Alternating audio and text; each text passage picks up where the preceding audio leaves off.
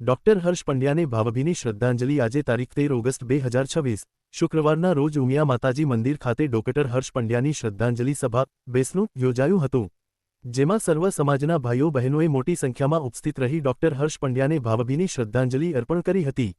સભામાં ઉપસ્થિત સૌના હૃદયમાંથી એક જ સૂર સંભળાયો કે ડોક્ટર હર્ષને માત્ર ફૂલહાર અર્પણ કરવાથી સાચી શ્રદ્ધાંજલિ નહીં મળે, તેમની સાથે થયેલા અન્યાયની નિષ્પક્ષ તપાસ કરી જવાબદાર વ્યક્તિઓ સામે કાયદેસરની કાર્યવાહી થાય અને કસૂરવારોને કડકમાં કડક સજા મળે, ત્યારે જ હર્ષના પરિવારને સાચો ન્યાય અને ડોક્ટર હર્ષને સાચી શ્રદ્ધાંજલિ મળશે। સમગ્ર સમાજે ન્યાય માટે એકજૂટ રહેવાનો સંકલ્પ વ્યક્ત કર્યો હતો। દરેક સમાજનો પ્રશ્ન છે રેગિંગ બંધ થવું જોઈએ, રેગિંગ થાય તો ટર્મિનેટ થવા જોઈએ જેથી ડર રહે।